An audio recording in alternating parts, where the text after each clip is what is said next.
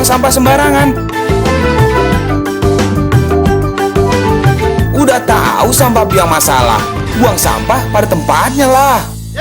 Iya ya, kalau bukan kita siapa lagi? Ayo kita buat Jakarta jadi bersih.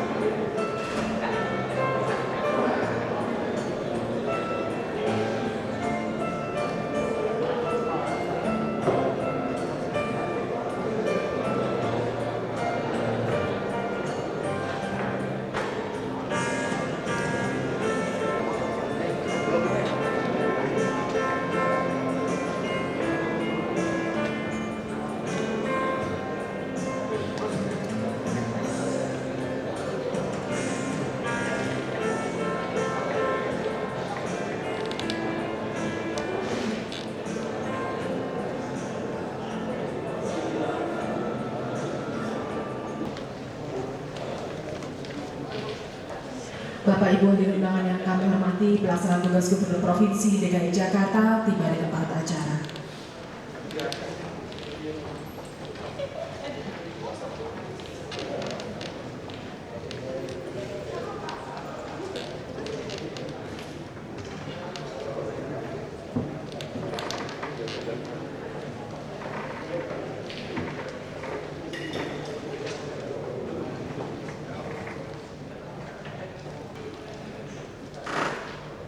Assalamualaikum warahmatullahi wabarakatuh.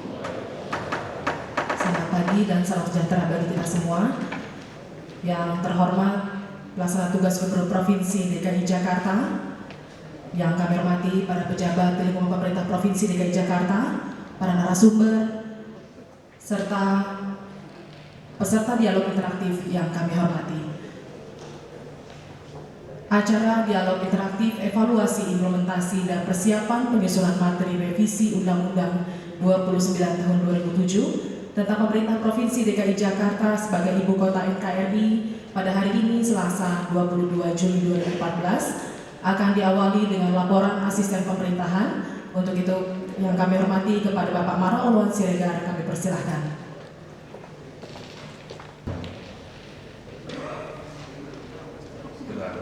Assalamualaikum warahmatullahi wabarakatuh.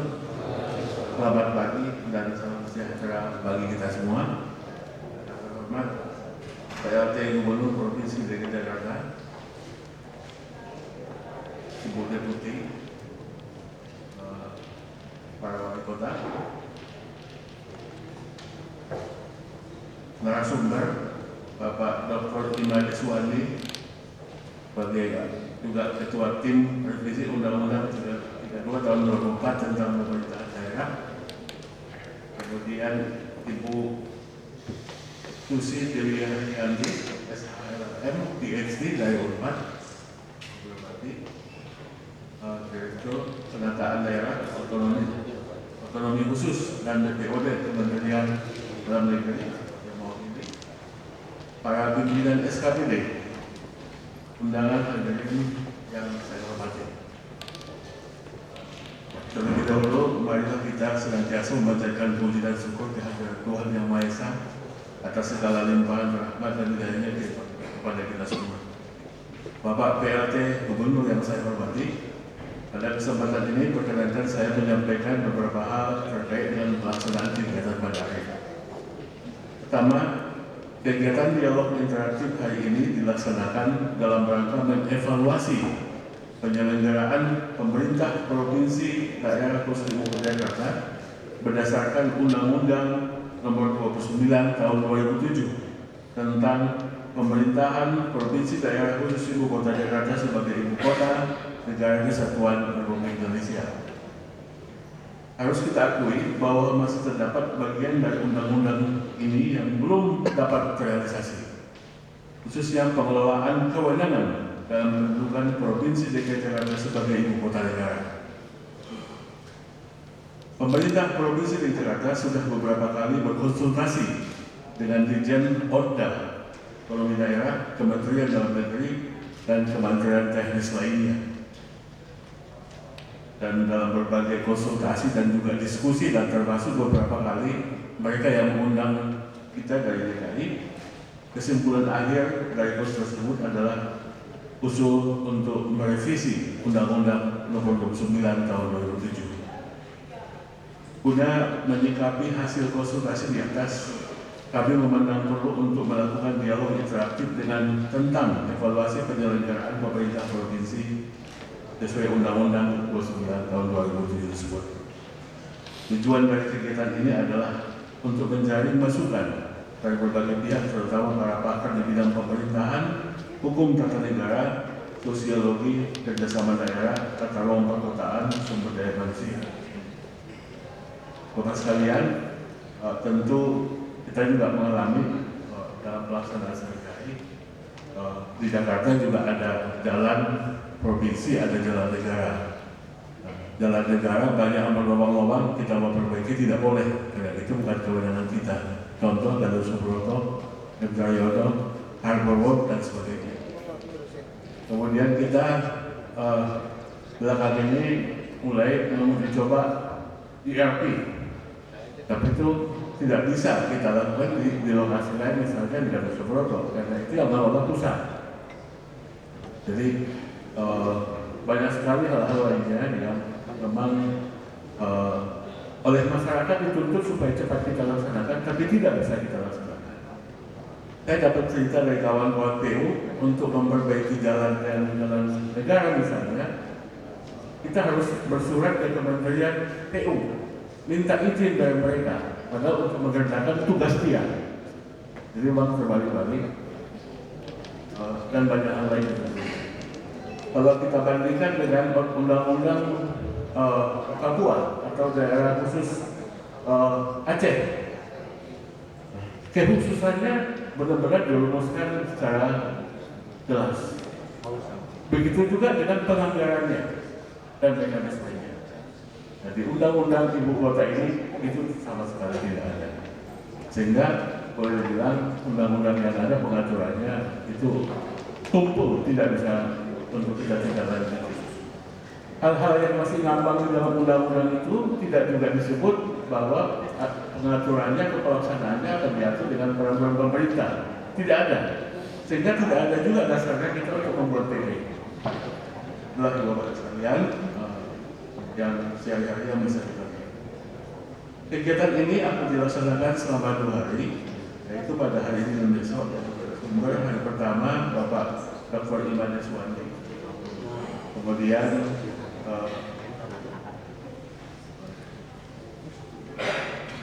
yang kedua Bapak Profesor Dr. Julian Arif Fahullah, Kepala Biro Hukum Sekjen Kementerian Dalam Negeri. Ini masih di jalan. Yang ketiga Ibu Profesor Dr. Susi Dewi Haryanti dari Unpad. Pada hari kedua nanti, besok kita akan undang Bapak Profesor Dr. Kamrin Amal Tomagola dari Universitas Indonesia dengan tema Konstruksi Ideal Partisipasi Masyarakat Ibu Kota. Yang kedua, Bapak Marco Kusuma Wijaya, pengamat tata ruang dengan tema sinkronisasi dan harmonisasi desain tata ruang dan penataan lingkungan hidup Ibu Kota. Dan yang ketiga, Bapak Dr. Rojan Anwar dari Daya Dimensi Indonesia, tema pengelolaan sumber daya abadi. Kepada para narasumber, kami ucapkan terima kasih. Mudah-mudahan sumbangsi Bapak Ibu dapat menginspirasi dan mendorong kita semua untuk menjadikan Kota Jakarta yang baru dan maju sebagai ibu kota. Terakhir, kami mohon kiranya Bapak PLT Gubernur dapat memberi arahan sekaligus membuka dialog ini. Demikian laporan kami. Semoga Allah Subhanahu wa Ta'ala, Tuhan Yang Maha Esa, senantiasa memberikan petunjuk dan ridhonya kepada kita semua. Terima kasih. Wassalamualaikum warahmatullahi wabarakatuh.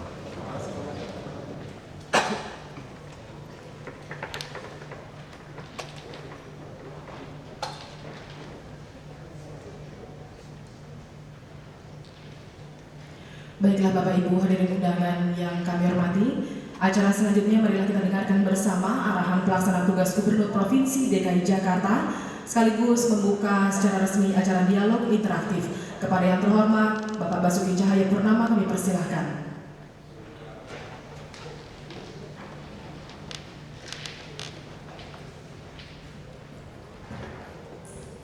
Saya hormati Ibu Sylvi, Deputi Gubernur Bidang Barat. Saya hormati para asisten, Pak Biro, saya hormati Pak Wali Kota, seluruh pejabat Pemprov DKI yang hadir, yang saya hormati banggakan narasumber Pak Dr. Imade Suwandi. Jadi kalau Bapak Ibu sering dengar saya bilang tugas pejabat itu membuat penuh otak, perut dan dompet, itu beliau yang ngajarin. Waktu saya masih di DPRD, dan waktu itu saya sempat diprotes oleh DPRD ketika saya calon bupati. Visi misi saya itu mengatakan menghasilkan SDM yang tangguh dengan SDA yang ada. Lalu mereka protes. Karena bisa ukurnya, bisa. Jadi otak, perut, dompet itu diukur dengan indeks pembangunan manusia. Berapa lama orang sekolah, berapa umur hidup, sama daya beli. Jadi semua terukur. Visi harus terukur. Saya bilang visi kalian yang ngaco, menjadikan Belitung Timur kota sejahtera, aman, damai. Ukurnya gimana? Kata-kata begitu kalau kepala daerah kamu membuat visi misi. Visi harus bisa diukur, misi harus jelas, strategi harus jelas. Yang saya hormati juga Ibu Susi, terima kasih Pak datang sebagai narasumber. Selamat pagi, salam sejahtera buat kita semua. Pertama-tama tentu kita ucap syukur pada Tuhan. Akhirnya saya 2 tahun di Badan Legislasi DPR RI dan kebetulan di Komisi 2. Dan kebetulan juga bantu Bang Yos 1 tahun sebagai orang kepercayaan Bang Yos. Bagaimana impian Bang Yos tentang megapolitan. Ini tidak mudah menggabungkan 3 provinsi. Karena pikiran kita, jujur saja, kita ini lebih banyak kepala daerah berpikir itu bagaimana dibiayain dari orang berkepentingan di daerah sumber daya alam lalu menduduki posisi. Makanya hal-hal inilah yang saya harapkan di dalam dialog interaktif ini dan persiapan penyusunan materi ini. Ada beberapa keinginan misalnya, tentu dalam dialog lebih enak ngomong aja seenaknya, nama juga dialog. Yang penting dicatat hasilnya seperti apa. Saya selalu percaya sebuah daerah bisa bagus itu ada teorinya, teori filsuf kuno dari Tiongkok. Itu disebutkan dari Konfusius ajarannya, kalau kepalanya lurus, maka bawahnya tidak berani tidak lurus. Jadi harusnya kita berani memasukkan dalam revisi Undang-Undang Nomor 29 Tahun 2007 ini adalah siapapun mau jadi gubernur dan wakil gubernur DKI harus bisa membuktikan uang hartanya berasal dari mana. Ini adalah prinsip. Kita ada Undang-Undang Nomor 7 Tahun 2006, hasil ratifikasi Konvensi PBB melawan korupsi. Jelas di situ cantumkan ada prinsip illicit enrichment, ada penambahan kekayaan yang gelap yang haram. Jadi ketika kita sekarang menjadi pejabat, lapor ke KPK, KPK datang ke rumah saya hanya mencocokkan apakah betul sertifikat Anda ada 40 atau 50, apakah betul BPKB kendaraan Anda begitu banyak, mana barangnya, apakah betul perhiasan Anda begitu banyak, uang dolar Anda begitu banyak. Tapi dia tidak pernah tanya sama saya, bagaimana Anda bisa dapat tanah begitu banyak? Tidak pernah ditanya. Nah, harusnya dimasukkan prinsip ini. Jadi siapapun mau jadi pejabat di DKI nanti, mau jadi gubernur DKI harus bisa membuktikan asal muasal hartanya. Ini menurunkan lapangan tanding. Jadi kita meratakan lapangan tanding. Ini yang pertama yang harus kita lakukan. Nah, persoalan yang kedua adalah tentu pemerintah pusat harus mau menyerahkan seluruh aset yang ada di DKI, maupun sungai, mau jalan, termasuk bangunan-bangunan tua yang bernilai cagar budaya, itu bukan dipegang oleh BUMN, termasuk tanah-tanah yang hasil pampasan perang zaman Belanda, yang SIP-nya kita tangani, termasuk tanah-tanah bangunan yang dipegang oleh kementerian budaya, pendidikan, macam-macam aset itu harus dikelola oleh Pemprov sebagai ibu kota, termasuk transportasi umum. Jadi tidak ada lagi mengatakan yang namanya angkutan perbatasan atau angkutan provinsi itu menjadi haknya kementerian, atau kereta api itu mass rapid transit. Bagaimana kita mesti ngotot minta izin membangun sebuah jalur elevated layang untuk kereta api loop line? Kita juga tidak pernah mendengar istilah bagaimana DKI membuat PT MRT dibantu bayar hutang 40 tahun oleh pemerintah pusat, lalu sampai Lebak Bulus saja. Ini kekonyolan. Harusnya MRT kita tuh mulainya dari Bogor, Bintaro gitu loh, Depok situ masuknya. Jadi jangan konyol gitu. Dan juga tidak ada kekuasaan tiba-tiba jalan tol, jasa marga segala macam, kita nggak bisa. Yang dia bebasin tanah di bawahnya kita nggak bisa atur. Ini punya dia, kereta api punya dia. Ini konyol sekali. Kalau ibu kota tidak bisa seperti itu. Nah, persoalan mau jadi megapolitan menguasai 3 provinsi, saya kira tidak gampang. Saya kira kita nggak usah bermimpi seperti itu. Tapi bicara tata ruang, kita berbicara daerah dan sungai, bicara transportasi, ini harus yang memimpin adalah DKI. Termasuk bicara reklamasi pulau. Kenapa begitu penting reklamasi pulau? Kalau kita pelajari hasil kajian, 2045 akan ada 2,5 juta orang kelaparan di seluruh dunia. Kalau kita tidak melakukan reklamasi sampai 30% wilayah daratan. Ini kajian saya nggak tahu betul atau tidak. Dan ini menguntungkan buat kita sebetulnya sebagai bangsa Indonesia. Mau Timur Tengah, mau Eropa, mau Amerika, mau Australia, mau perluas ke mana? Singapura buruk-buruk itu Pulau Sentosa. Gak bisa lagi kita mentok di Pulau Bintan, nanti mentok di Pulau Batam, di Kepulauan Riau, Kepulauan. Tapi buat Jakarta, kalau diuruk, saya kira uruk setengah mati pun belum sampai ke Pulau Seribu. Ya kan, kalau nyampe Pulau Seribu, uruk setengah mati itu belum nyentuh tuh Kalimantan, belum nyentuh tuh Pulau Belitung saya kira. Dari Belitung uruk setengah mati pun masih jauh sekali dari Pulau Natuna. Jadi kita bisa bayangkan negara Indonesia 2/3 kepulauan ini kalau kita uruk, kita manfaatkan, belum lagi hasil nabati macam-macam dari laut ini bangsa jadi bangsa hebat sebetulnya. Jadi negara kepulauan kita itu menguntungkan. Nah, tapi gimana jadi bangsa hebat? Harus ada provinsi jadi model. Nah, saya berharap revisi undang-undang ini ada kesempatan menjadikan DKI jadi model.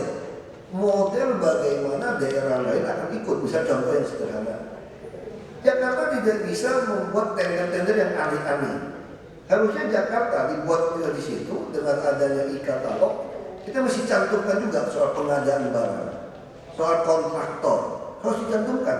Kita mengacu kemana? Mengacu ke, misalnya ini bisa saja saya salah, ini pemikirannya. Faktur pajak. Jakarta nggak bisa ada jalanan jelek, jembatan roboh, hancur, nunggu tender, ditunggu 45 hari. Ini ibu kota mana bisa main nunggu-nunggu. Ini jalanan hancur kena banjir, atau jalanan berlubang, atau jembatan yang roboh, atau ada bendungan yang jebol, sipil yang jebol. Bagaimana Anda mengatakan mesti menunggu tender di atas 200 juta harus tender? Harusnya Anda menggunakan standar faktur pajak yang dipakai oleh swasta.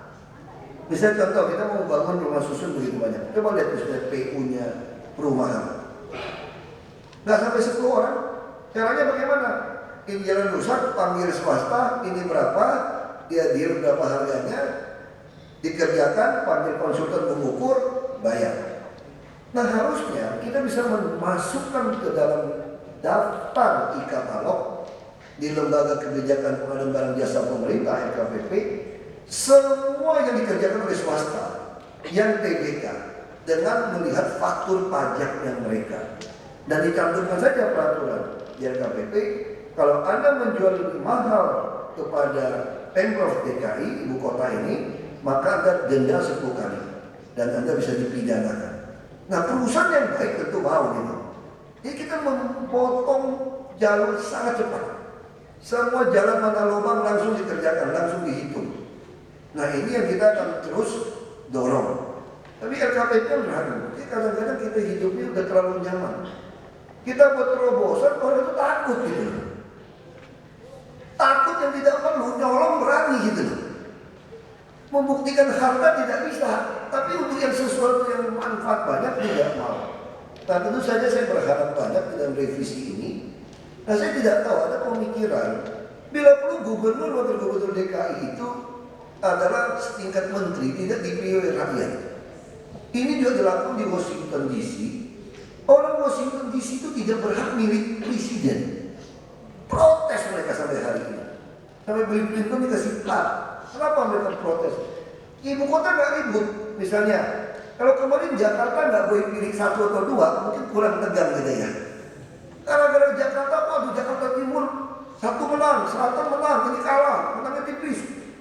Ada lagi yang tidak pakai form C5.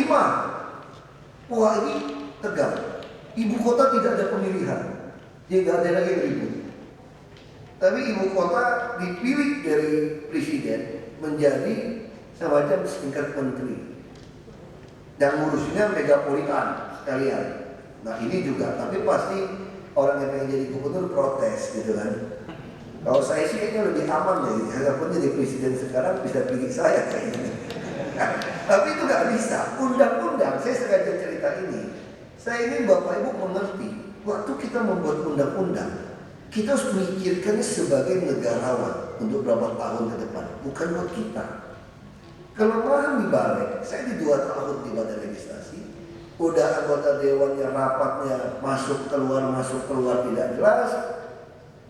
Saya dari bisa 2 malam, semalam udah bubaran, duitnya tetap kantongin 2 malam, kan namanya juga lamsam.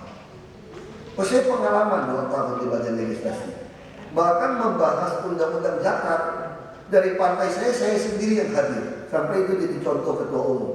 Bayangin bahas undang-undang zakat yang hadir Ahok yang ikutin. Kacau balau ini. Jadi kita bisa harap apa? Saya tidak terlalu yakin sebetulnya. Nah, saya khawatir sama sekarang, MD 3 istilahnya dirubah sekarang, nggak lagi kesepakatan partai yang menang yang jadi ketua. Dulu dibuat begitu, nanti semua suka. Kenapa? Kepentingan kelompok kita. Nah, saya kira untuk membuat undang-undang kita harus pikirkan ke depan. Nah bisa juga misalnya ibu kota, itu juga masukkan seperti apa undang-undang ini. Pemprov DKI berhak memberikan beasiswa semampu APBD untuk seluruh anak-anak didik di DKI, di ibu kota.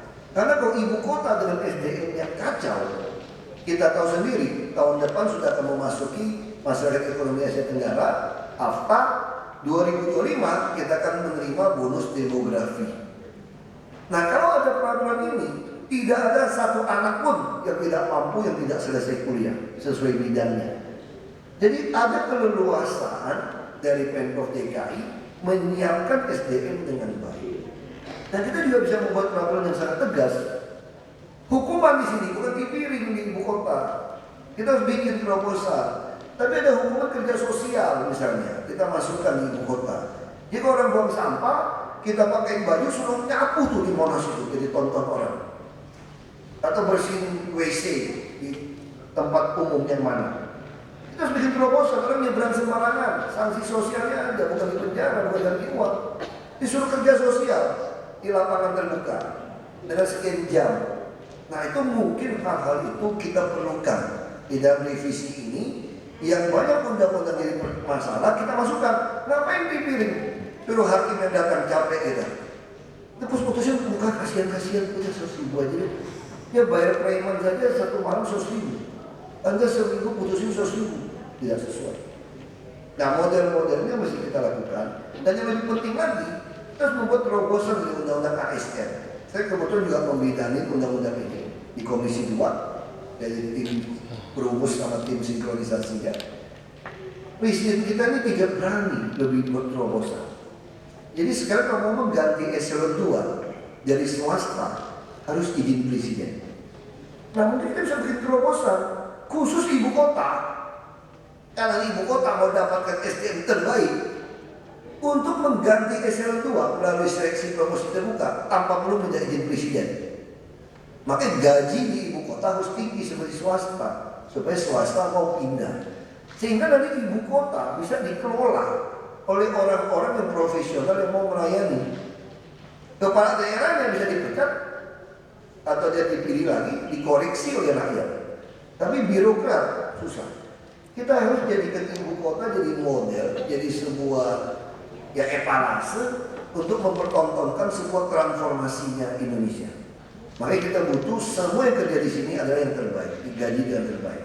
Nah saya kira itu beberapa pemikiran saya, mungkin saya salah saja. Saya kadang-kadang suka ngawur aja ngomong. Tapi ngawur ini tujuannya apa? Supaya teman-teman wartawan tulis kan. Dia tulis, dia lempar. Wah malamnya udah ratusan orang caci maki saya ada, puji saya ada, saya tinggal hitung. Yang caci maki kalau masih kurang dari 40%, gak apa-apa kalau jadi presiden cuma 50% plus 1 kok. Nggak usah pusing. Itu yang caci maki dicek lagi. IP address-nya sama nggak? Sama Pak. Jadi dia bikin 10 nama Pak sama IP address. Oh itu nggak apa-apa, masih oke berarti. Jadi ini cara mengecek timbal balik yang terbaik itu di Jakarta. Kita ngomong saja ide kita seperti apa, bagi di dalam dialog interaktif seperti ini tentu akan terjadi sesuatu yang baik, dicatat, nanti dilempar di website, kita juga upload ke YouTube. Saya mau tes gitu. Jadi teori-teori saya ngomong, upload ke YouTube, orang protes itu atau tidak protes. Ini baik. Ada beberapa mahasiswa kita yang ada S3 segala macam, ya ada kontak kita, dia mengatakan saya dapat banyak sekali ide-ide Bapak, kita pengen diskusi. Ini menarik. Jadi saya bisa membuka sebuah forum-forum interaktif tidak bayar sebetulnya. Nah ini namanya ilmu ekonomi, keluar di uang sedikit mungkin. Tujuannya apa? Tentu membuat penuh otak, perut, dan dompet warga DKI yang ngajarin mana? Ini saya selalu ingat, itu ngajarin saya itu tahun 2004. Saya masih anggota DPRD tingkat 2 Kabupaten Belitung Timur. Saya datang, DPRD paling demen kalau ada sekolah-sekolah gitu, bisa jalan-jalan di Jakarta, tidur di hotel, sarapan yang enak. Nah itu orang daerah suka begitu. Bila gue di Tangga 2 sana belanja dulu, pembukaan aja ada terus gemilang, minta sertifikat, nggak dapat sertifikat marah-marah sama orang Kemendagri. Nah saya pengalaman di DPRD di panitia anggaran. Nah, sekali lagi saya harap bisa bebas ngomong. Saya tidak akan ada di sini supaya jangan saya banyak ngomong gitu ya. Saya terlalu talkatif, punya ide banyak terus ngomong. Dan tentu mengucap syukur kepada Tuhan Yang Maha Esa, maka dialog interaktif ya, evaluasi, implementasi dan persiapan penyusunan materi untuk revisi Undang-Undang Nomor 29 Tahun 2007 tentang Ibu Kota Negara ini, provinsi sebagai Ibu Kota NKRI, saya buka.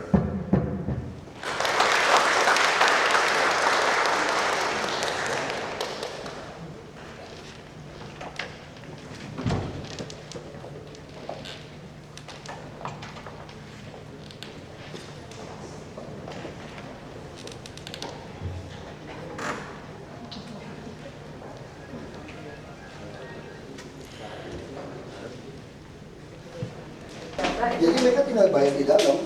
Jadi kan gini, tadi kan kita mau bantu mereka. Tapi gini kan, kita bantu mereka di sisi apa? Kamu bayangin gini, kita berpikir, pertama kita ingin jalur busway dimanfaatkan, ya kan? Kita ingin mereka naik kelas dari 2.000 ke 6.000, asal dia membuat pintu buat turun. Dan dia jadi feeder tanpa perlu bayar fee kepada kami. Penumpangnya begitu dia lepas di Transjakarta, pakai Transjakarta gratis. Lalu kami berpikir, baik lagi deh sama dia deh. Kita bantu dia jualin tiket deh di dalam, supaya nggak usah bayar gitu loh. Kan lebih baik lagi kan? Ingat dia udah lepas dapat. Sekarang orang kita masuk, dia pakai harta kita, pakai jalur busway kita tidak terima uang, tidak terima 300, dia tinggal bilang nih, saya mau naik Kopaja nih, bukan naik kalian nih, dia bayar. Tanpa bayar komisi apapun, kita kasih. Ini udah full kasihnya. Tapi apa balasan mereka pada kami? Itu Kopaja keluar masuk seenak jidatnya teman. Keluar masuk seenak jidatnya. Dia ngetem. Ada penumpang di sebelah kiri, dia paksa, ini lagi macet, dia paksa terobos, dia tahan orang. Dan kurang ajarnya lagi, Transjakarta mau ngebut nih, dia nggak mau ngebut karena dia mau ngitung waktu sampai di sana. Dia pelan-pelan, ini udah teng udah. Gimana caranya nih supaya bisa lewat? Dia paksa keluar, padahal ini lagi macet. Turun ke netnya, paksa keluar lagi supaya mobil ini lewat. Udah keluar, masuk lagi dia, melindas lagi. Nah itu udah kurang ajar gitu loh. Saya kira udah, saya nggak mau cabut semua karena dia ada kredit bang. Oke, saya cabutnya sekarang saya satu-satu. Nggak ada lagi jual tiket Anda. Jadi Anda cuma punya hak melepaskan penumpang di kami. Anda punya hak pakai busway. Masih lumayan kan? Penumpang Anda dapat gratis kan?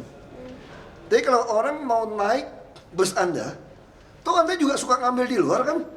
Ya ngambil di luar aja kamu. Nah tapi ini bukannya akan makin membuat itu Ku cabut trayek kamu. jadi naik dari separator. Ku cabut. Begitu ketahuan ku cabut trayek kamu. Kan saya udah ajarin kamu sampai ujung baru boleh keluar.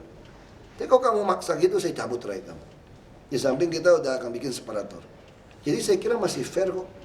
Kalau untuk penumpang apa itu tidak jadi memberatkan Pak? Karena dengan Jangan naik, kita kan tambah bus. Kita kan tambah bus tingkat segala macam. Mau nggak mau terus nyebrang.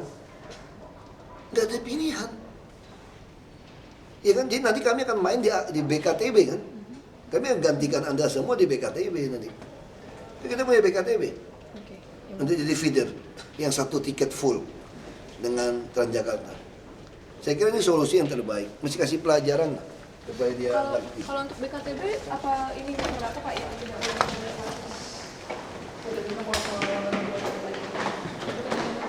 Nanti BKTB, APTB juga sama, dia kalau masuk situ.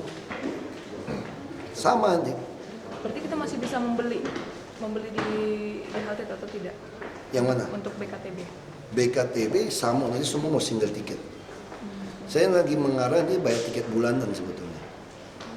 Jadi kamu udah bayar tiket bulan, nanti Kopaja segala macam tuh kami mau bayar rupiah per kilometer ke depan. Biasanya kita disiplinkan dia, nanti kita bayar rupiah per kilometer, ya sudah Anda jalan aja. Anda mau masuk grup kami, kita bayar rupiah per kilometer. Ya nggak ada lagi sopir yang ngetem-ngetem. Dan tiketnya diseragamkan berarti? Sama, satu tiket. Dan bisa tiket bulanan nanti. Kamu bayar tiket bulanan, kamu bebas. Kamu kalau sekeluarga punya tiket bulanan, masuk Ancol gratis. Itu Berapa harga insentif. tiketnya Pak? Hah? Harga tiketnya berapa Pak? Ya itu tadi. Yang untuk single itu. Apa masih 3.000, 3.500? Enggak, kita mungkin nanti kalau ke depan udah normal bisa sekitar 5.000 atau 6.000. Mungkin 12.000 satu hari full terus ada diskon. Mungkin seperti itu. Pak, Bapak langsung aja, Pak. Nah, makasih, Pak.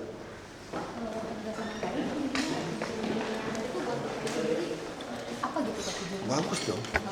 Sekarang kita bisa bayangin ya, jalan. Orang ngerti nggak Grogol mau kita tinggiin itu punya pusat. Dan Mogot berlubang sampai bus Transjakarta udah terbenam berapa kali, itu punya pusat. Sungai-sungai punya pusat. Kota tua, bangunan-bangunan tua punya pusat. Kereta api juga punya pusat. Terus banyak sekali gedung-gedung budaya segala macam juga punya pusat. Nah ini harus duduk bersama nih. Jadi kita juga mesti bikin yang tegas. Yang mau jadi gubernur, wakil gubernur DKI harus bisa buktikan harta dari mana. Jadi kita menurunkan lapangan tanding kan adil gitu loh. Nah terus pengadaan barang jasa di DKI bisa seperti swasta.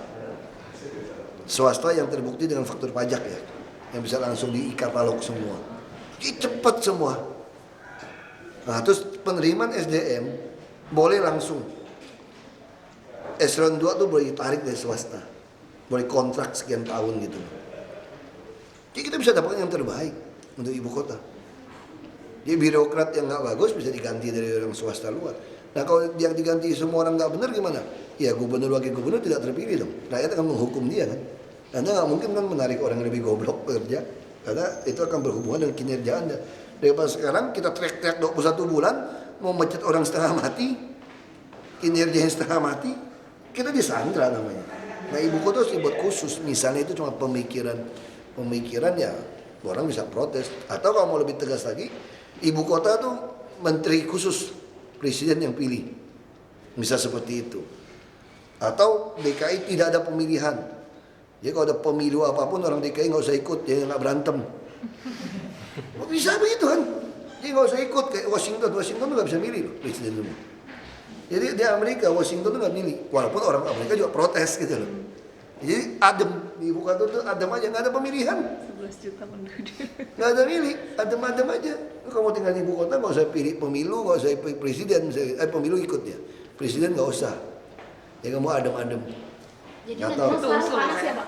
Ini kan cuma nama juga kalau orang ada dialog interaktif, kamu mesti lempar ide-ide yang ekstrim. Supaya mereka tuh kalau kita ekstrim itu dia bisa bahasnya lebih nginjak bumi gitu loh.